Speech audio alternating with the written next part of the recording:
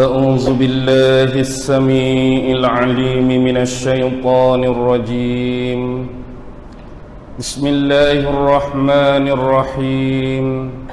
السلام عليكم ورحمة الله وبركاته. الحمد لله الحمد لله الحمد لله الحمد لله رب العالمين، وبه نستعين على أمور الدنيا والدين، والصلاة والسلام على أشرف الأنبياء والمرسلين وعلى آله وصحبه أجمعين. سبحانك لا علم لنا إلا ما علمتنا إنك أنت العليم الحكيم. قال رب اشرح لي صدري ويسر لي أمري واحلل عقدة من لساني يفقه قولي. اللهم يسر ولا تعسر، اللهم يسر ولا تعسر، اللهم يسر ولا تعسر. اللهم صل على سيدنا محمد وعلى آله وصحبه وسلم.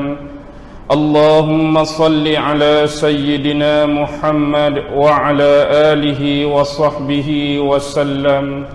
اللهم صل على سيدنا محمد وعلى آله وصحبه وسلم.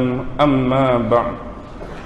Alhamdulillah, syukur kehadrat Allah subhanahu wa ta'ala, kerana dengan limpah kurnia rahmat, kasih sayang dan inayah daripada Allah subhanahu wa ta'ala, alhamdulillah, di malam yang penuh berbahagia ini masih diberi kesempatan dan keizinan oleh Allah subhanahu wa ta'ala pada malam ini untuk bersama ahli-ahli qaryah ataupun jemaah di Masjid Ar-Ridwan Hulu Kelang.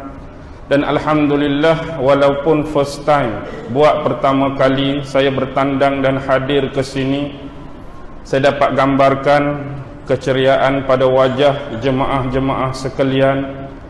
Dan mudah-mudahan pada malam ini majlis kita senantiasa dinaungi oleh keberkatan, keredaan dan rahmat daripada Allah subhanahu wa ta'ala, insya-Allah.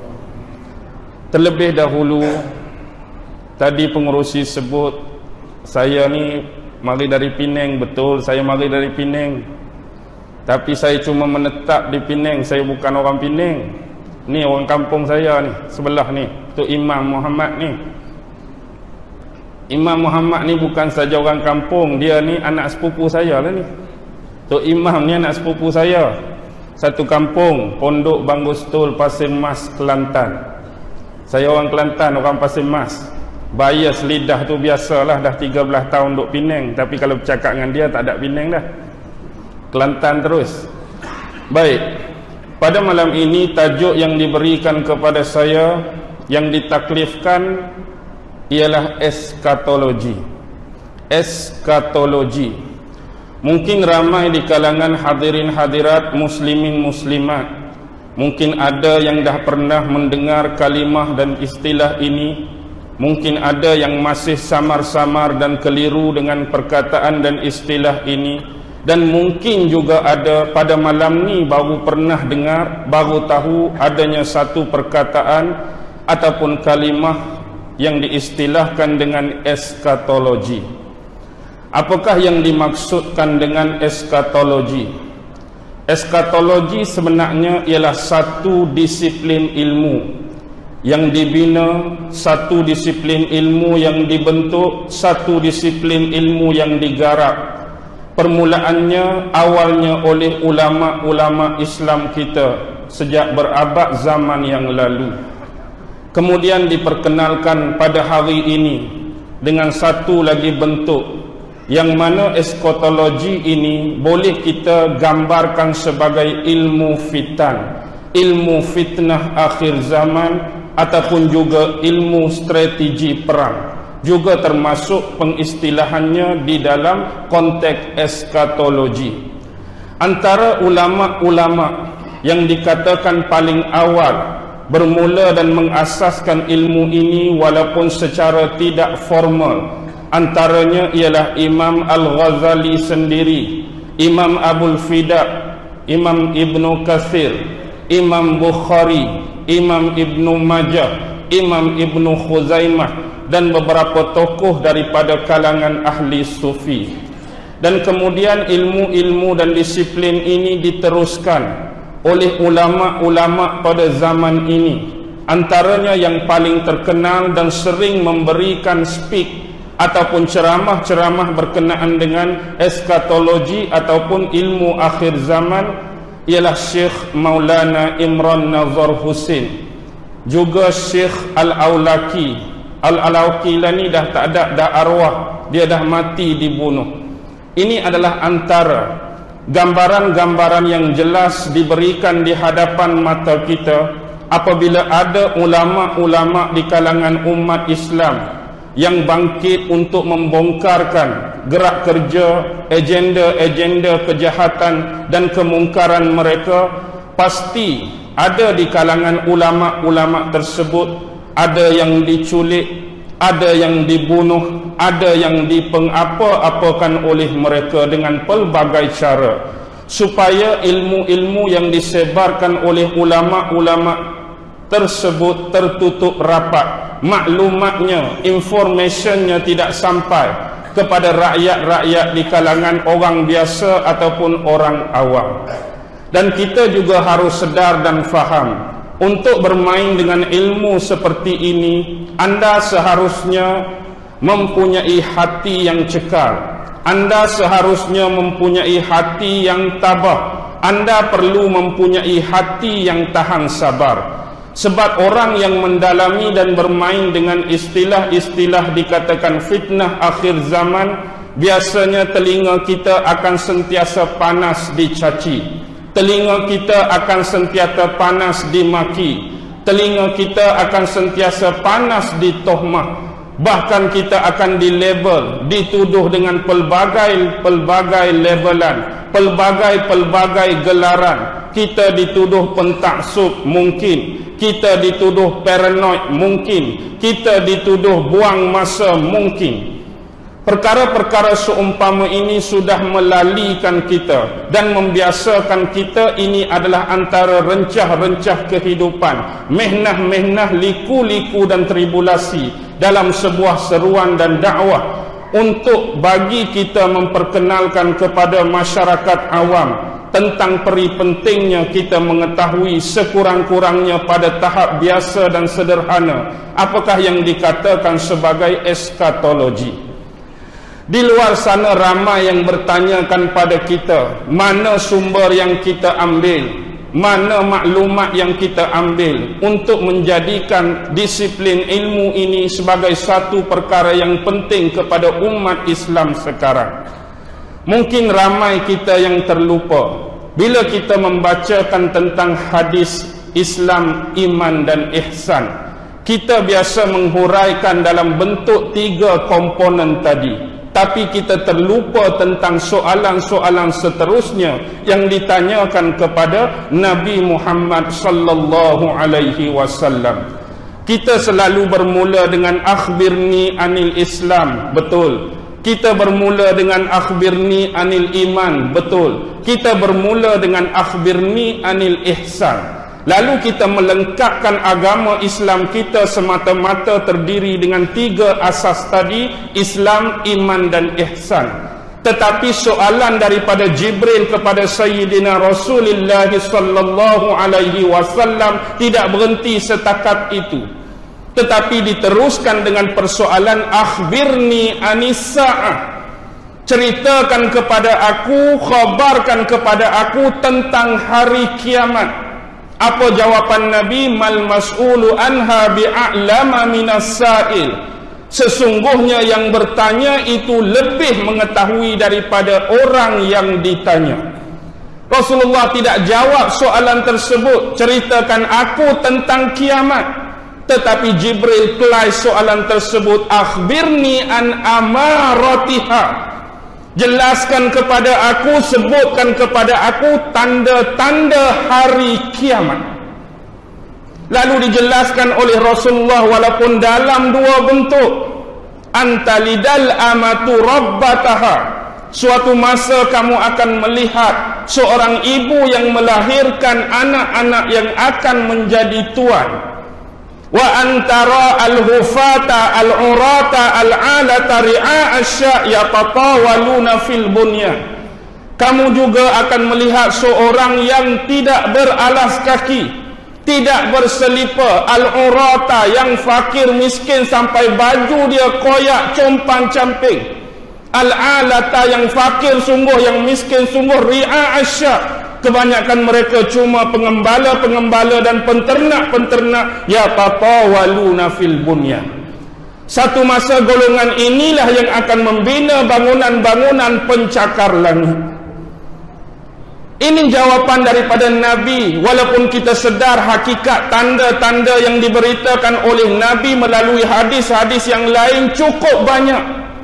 Tetapi dalam konteks hadis Islam iman dan ihsan, Rasulullah telah memberikan 2 contoh tanda hari kiamat. Ini menunjukkan kepada kita bahawa kiamat itu pastinya akan berlaku. Tetapi untuk memberi kemudahan dan kefahaman kepada umat-umat dia di akhir zaman yang sudah terlepas zaman kenabian dan kerasulannya, itu sudah pasti. Tanpa bimbingan dia lagi, tanpa asuhan dan dakwah daripada Nabi lagi, kita sekarang bersendirian. Tetapi Rasulullah meninggalkan kepada kita pesan-pesannya daripada wahyu Al-Quran dan sunnah-sunnah dia. Jadi diberikan kepada kita tanda-tanda tersebut agar kita memerhati, agar kita meneliti, agar kita menzikirinya, agar kita mentadabbur dan menganalisa tanda-tanda itu sebelum kiamat yang sebenar datang menjengak kita. Bagaimana kalau tidak dikhabarkan tentang tanda-tanda tersebut? Adakah pasti kita semua akan bertemu dengan hari kiamat tanpa apa-apa persediaan pun? Nak bersedia tentang apa tanda pun tak ditinggalkan pada kami. Nak bersedia apa tanda pun tak diberitakan pada kami. Dan ini antara kasih sayang Rasulullah pada kita, dengan meninggalkan sejumlah besar hadis-hadis tentang fitnah-fitnah dan tanda-tanda kiamat di akhir zaman. Baki lagi kerja kita lah. Kerja Rasulullah dah selesai, sahabat-sahabat dah selesai menyampaikan hadis-hadis baginda tadi untuk sampai pada kita sekarang. Baki lagi kita mempelajari dan mentadabburinya. Untuk apa? Persediaan untuk kita agar tidak terjebak dengan fitnah-fitnah yang dibawa oleh Dajjal di akhir zaman. Tidak terjebak dengan fitnah-fitnah besar yang memungkinkan boleh meragut akidah kita, fitnah yang boleh meragut agama kita, fitnah yang boleh meragut keyakinan, keimanan dan kepercayaan kita. Kalaulah ilmu seperti ini dianggap paranoid, ilmu seperti ini dianggap pentaksub dan tidak berguna, itulah anggapan bagi anda. Go on. Tak ada masalah bagi saya kalau tidak ada seorang pun yang mampu menerima dan hadam ilmu seperti ini. Itu hak anda, itu masalah anda. Tetapi tugas sebagai salah seorang saudara di antara kamu semua, kita ini diikat dengan tali persaudaraan, tali silaturahim. Walaupun tali ini kita tak nampak dengan mata kasar kita, tetapi ulama-ulama menjelaskan, sewaktu kita mendirikan saf-saf kita tadi, tali-tali secara batiniah sedang mengikat kita atas dasar persaudaraan. Tapi tali ini tidak jelas kelihatan pada mata kasar. Kadang-kadang sebab tidak nampak tali inilah kita membezakan diri kita dengan saudara kita yang lain. Sebagai contoh, bila orang tanya tentang eskatologi, perkara yang paling penting yang dikaji apa dia? Biasanya kita akan datangkan dalam bentuk kajian, dalam bentuk bukti, dalam bentuk fakta. Nak buat kajian dalam aspek apa? Biasa dalam aspek agama, dalam aspek akidah, dalam aspek sosial, ekonomi, sejarah, ketamadunan, peradaban dunia. Representation kita dari apa? Sumber kita dari apa? Kita tak pernah tinggal Quran, kita tak pernah tinggal hadis Nabi. Sebab ini sumber utama yang ditinggalkan pada kita. Takkan kita nak ambil berita-berita akhir zaman dalam kitab Weda Hindu, nak ambil berita akhir zaman dalam kitab Feng Shui, nak ambil berita akhir zaman dalam kitab apa lagi agama-agama lain dan sebagainya. Walaupun sememangnya sesetengah agama selain daripada Islam, mereka juga mempunyai ramalan-ramalan tersendiri daripada nabi-nabi dan tokoh yang dipercayai oleh mereka dalam agama mereka untuk memberitakan tentang ramalan dan masa depan hari kiamat. Itu hak dia berkenaan dengan agama dia. Sekadar kita nak menceritakan tentang contoh dan perbandingan, itu tak jadi masalah. Tetapi bila ditanya mana sumber kita, tetap sumber yang sama. Nak cari hak mana lagi, nak kait hak mana lagi, nak tolak hak mana lagi, Quran dengan sunnah. Tetapi hari ini dipertikaikan. Mana ada Freemason dalam Quran, mana ada Illuminati dalam Quran, mana ada penyembah setan dalam Quran. Kalau kita melatari Al-Quran secara tilawah, teks sampai bila pun mutasyabihat tak akan keluar pada kita. Hari ini yang paling penting kita baca Quran, dah baca Quran. Tetapi ramai di antara kita baca Quran sekadar mentilawahkan teks dia semata-mata.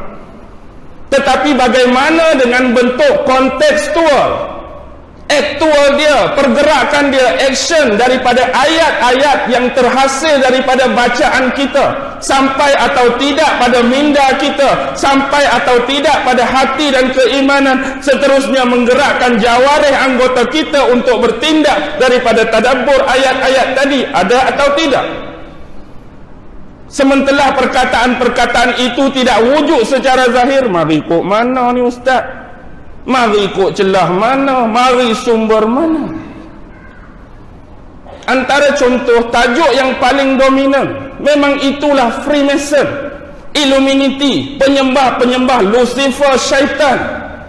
Dan bila ini kita akan garap dalam bentuk 3 komponen yang lebih besar, 3 komponen yang lebih luas pada kebiasaannya. Apa dia? Biasanya kita akan sebut pada komponen pertama ialah akhir zaman. Komponen yang kedua ialah Al-Islam. Komponen yang ketiga ialah tentang hijrah. Akhir zaman, Islam dan hijrah.